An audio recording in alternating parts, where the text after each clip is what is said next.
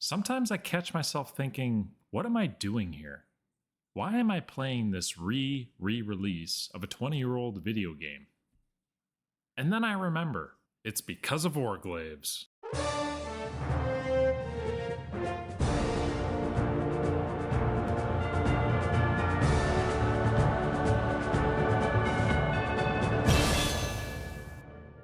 Hi, I'm Burbach, and I'm on a quest to farm 100,000 gold so I can buy Warglaives in TBC Anniversary. But before I go into the gold farm, it's Dark Moon Fair Week, and Big Mud is here to parse. I'm going to go into some of the intricacies of improved Expose armor. I want to get to 5 combo points as fast as possible. So after the 3rd Sinister Strike, I'll pop a Thistle Tea, followed by 2 more Sinister Strikes. This generates a lot of threat, and I like to vanish after the Expose armor. Then I click off the stealth buff. Yeah, probably time to make a macro for that. Now this week's Blackwing Lair is novel because Maladath ruined Blade of the Black Flight drops, and it's our guild's first one. As we're running out of Blackwing Lair, a fellow guildmate lets me know that he saw episode 1 of Road to Warglaives. Now I wasn't sure what to expect when I released episode 1. At the time of this raid it had 1,000 views, but I expected it to be discovered a bit more slowly. I'm rewarded Maladath, and that just opens up the floodgates. Turns out multiple guildmates saw Road to Warglaives episode 1. The response is overwhelmingly positive. And to any big mutters watching right now, hi guild.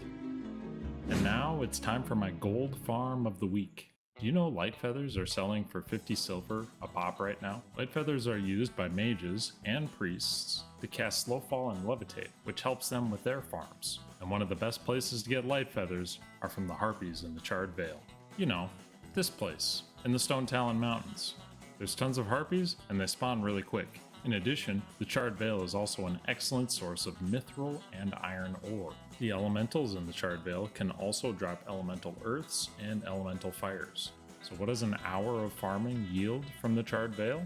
The breakdown comes to 4 gold from trash, 3.5 gold from heavy stone, 33 gold from light feathers, 4 gold from solid stone, 12 gold from mithril ore, 1.5 gold from iron ore, and 10 gold from elemental fire and elemental earth. This yields a total of 69.5 gold. Now this isn't the highest yielding farm out there, but it's uncontested, risk-free, and easy, and the zone can support multiple people doing it. Now while I'm farming, fellow guildmate, Helly, asks what add-on I use to track my money. The add-on I'm using is called Bean Counter, which you can install through the Auctioneer Core package. So who is Helly? Well, she's the guild enchantress, and she enchants Maladath, Black Blade of the Ruined Flight, with Crusader.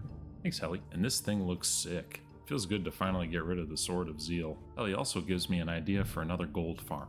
The Ultra Flash Shadow Reflector is one of the trinkets warlocks will need to tank Twin Emperors in the next phase. Shadow Reflectors take 8 dark iron bars to make, and it just so happens I'm sitting on a massive stash of 192 dark iron ore. Where did I get this ore, you might ask? Well,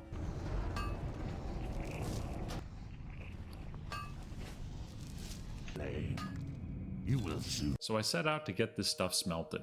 Smelting dark iron is learned from Gloomrel, one of the Chest of the Seven Dwarfs in the Blackrock Depths. Luckily, getting to him as rogue is trivial. Everything in the Blackrock Depths can be lockpicked, and I can skip every pack with stealth. Just kidding, I do need to pickpocket the Grim Guzzler key to open up this door.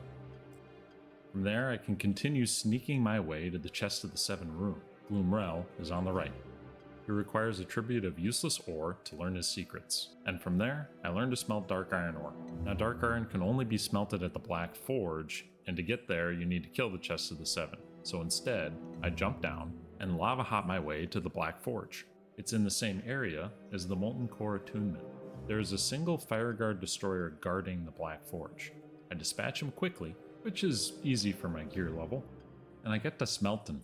I can smelt 24 dark iron bars with the 192 dark iron ore that I brought. Now before I finish mass producing shadow reflectors, I decide to take a detour and head back into Stratholme Live to see if I can get the Shadowcraft shoulders. But this group's not looking promising. We have to speak in a different language just to communicate with our mage.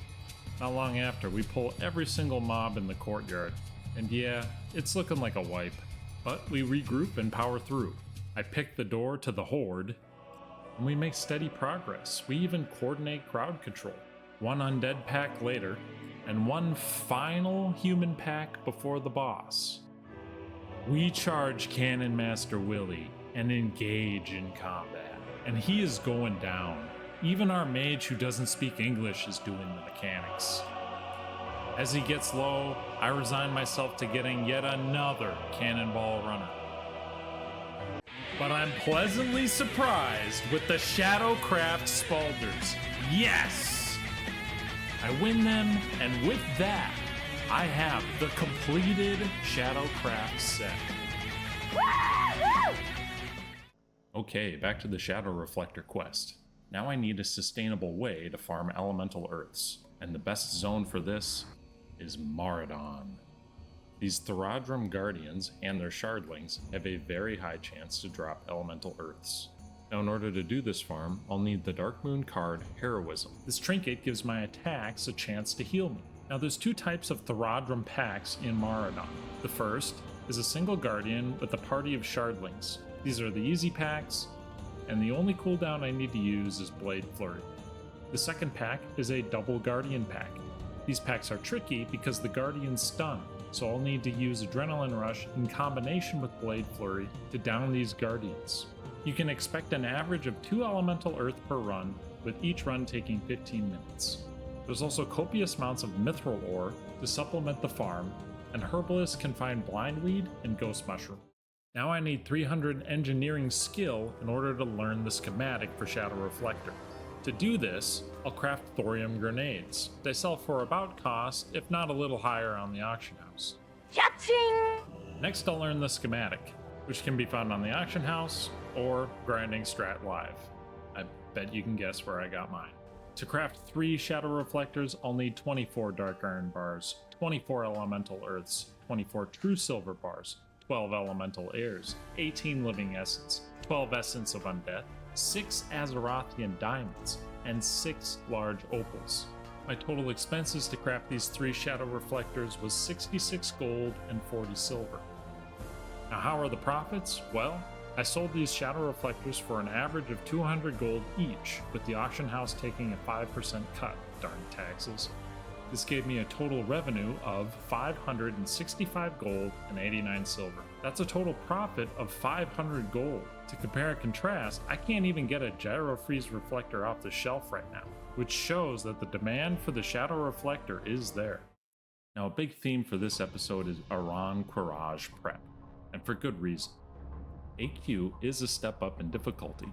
It requires more personal responsibility from key roles more so than Molten Core or Blackwing Lair ever do. While it's an easy raid if you have world buffs, if you don't, it's a slog, and slogs lead to long raid times, which leads to burnout, which leads to roster problems. So everyone's doing their best to be ready. Here I join a Cenarian Circle rep farm. I want to see how much money I can make selling encrypted Twilight texts. But suddenly, Our ally is under attack. our position is challenged, led by the warlord Charles. They're in a full raid group, and we get massacred. They take our boss, and we're salty, so we plan a counterattack. We are led by the hunter Bahafos, who's a Grand Marshal, and he sounds like he knows what he's doing. We're gonna attack when they engage the boss. He gives the order, and we charge.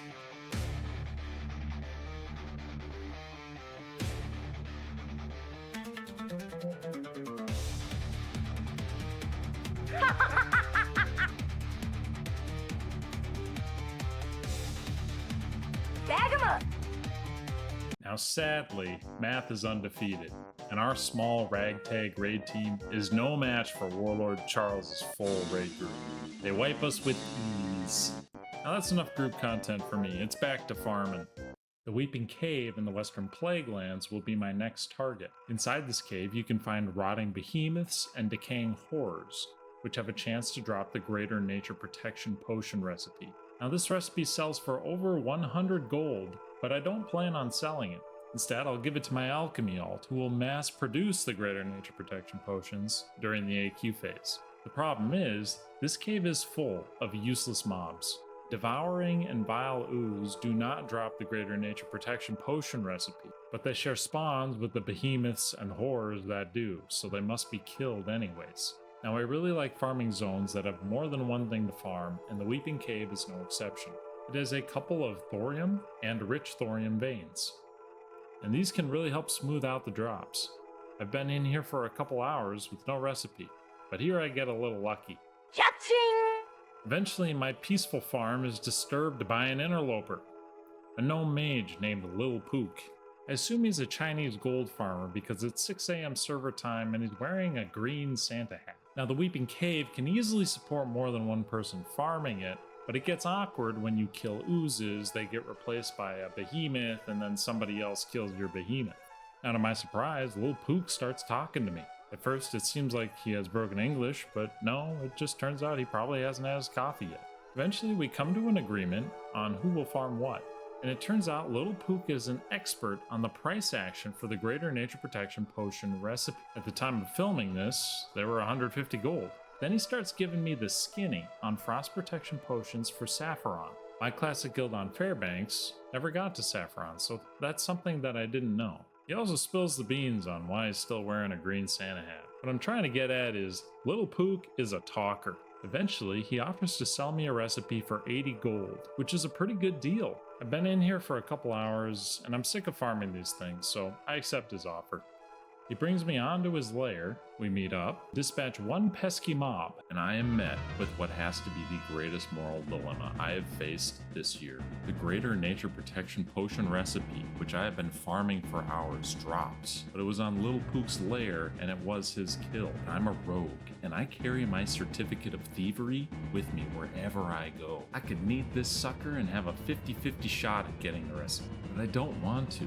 Lil Pook has been good company, and he's given me some details on potential gold farms. Still, I was there when this recipe dropped, and I want something out of this. As the clock ticks down, he gives me a concession, 70 gold. And that's good enough for me. I pass. As fate would have it, he rolled a 99, so I probably wouldn't have won anyways. We make the trade, and while it feels bad paying for something that I saw drop, we were both fair with each other. He gave me a great deal, and I didn't take his recipe. And that's all it takes for us to add each other as BattleNet friends. Lil Pook, if you're watching, thanks again for the deal. And now it's time for my gold making tip of the week, featuring Goblin Sappers. Goblin Sappers are an engineering consumable used to deal AoE damage. I've made 2,731 gold from selling Goblin Sappers. I've spent 1,500 gold on solid stone, 121 gold on mithril ore, 40 gold on mithril bars, and 90 gold on mageweave cloth. This is a total expense of 1,750 gold. This leaves a total profit of 980 gold. So first off, if you ever see Goblin Sappers for cheaper than 2 gold and 40 silver, buy them and resell them. It's guaranteed profit. I typically look to buy solid stone between 15 and 20 silver. Craft 100 sappers, I'll buy 800 solid stone. I'll then buy 100 mithril ore or bars, whichever one's cheaper. I typically look for a price between 20 to 25 silver. Then I buy 100 mageweave cloth. They're always cheap, and I typically just buy them at whatever price they're at. I then send all the mats to my alchemy alt in Gadgeistan. Why Gadgeistan? Well, no other location in Azeroth has a shorter distance from the mailbox to an anvil to the bank. Then I'll craft the Goblin Sappers in the inn to avoid getting ganked. Now let's talk about the cost per sapper.